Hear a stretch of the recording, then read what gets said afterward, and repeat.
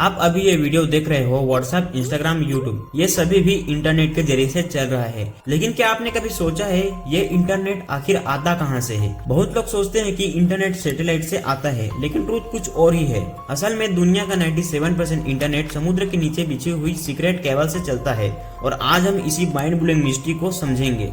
तो देखो, सबसे पहले सवाल ये उठता है कि आखिर इंटरनेट केबल को जमीन में क्यों नहीं बिछाया जाता, ओशियन के ही अंदर क्यों बिछाया जाता है? तो मैं आपको बता दूं कि समुद्र के अंदर कोई ट्रैफिक नहीं होता, कोई बिल्डिंग नहीं होता, कोई भी ह्यूमन एक्टिविटी नहीं होता, मतलब वहाँ स्पेस ही स्पेस है। इसलिए दुनिया भर का इंटरनेट डीप ओशियन रूट से ही ट्रेवल करता है।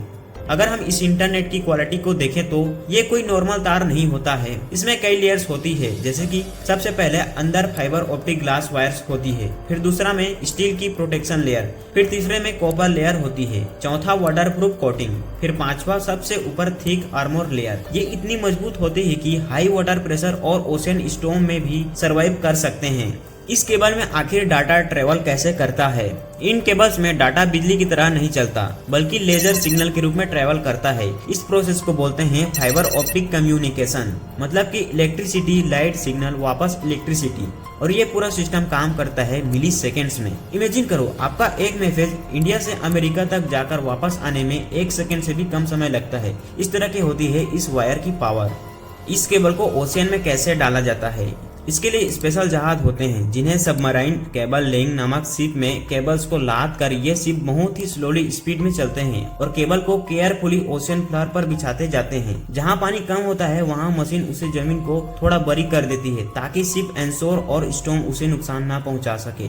ये केबल कहाँ कहाँ फैली होती है? अगर आप पूरी दुनिया की केबल मैप देखोगे तो लगेगा जैसे अर्थ को कोई स्पाइडरमैन की वेब ने कवर किया होगा। ये केबल दुनिया को कनेक्ट करती है, जैसे इंडिया से दुबई, दुबई से यूरोप, यूरोप से यूएसए, यूएसए से जापान और फिर वापस एशिया। ये पूरी सिस्टम बनाती है ग्लोबल इंटरनेट नेटवर्क से।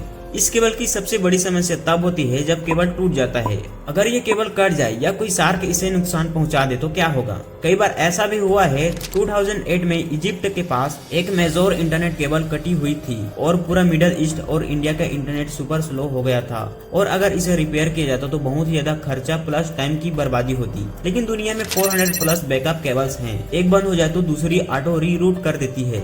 क्या फ्यूचर में भी इससे भी बड़ी टेक्नोलॉजी एडवांस इंटरनेट आ सकता है? स्टारलिंक और सैटेलाइट इंटरनेट आ रहा है, लेकिन एक्सपर्ट कहते हैं फाइबर ऑप्टिक केबल्स अभी भी फास्टेस्ट और मोस्ट स्टेबल इंटरनेट टेक्नोलॉजी है। ये आने वाले कई सालों तक इंटरनेट की बैकबोन रहेगी।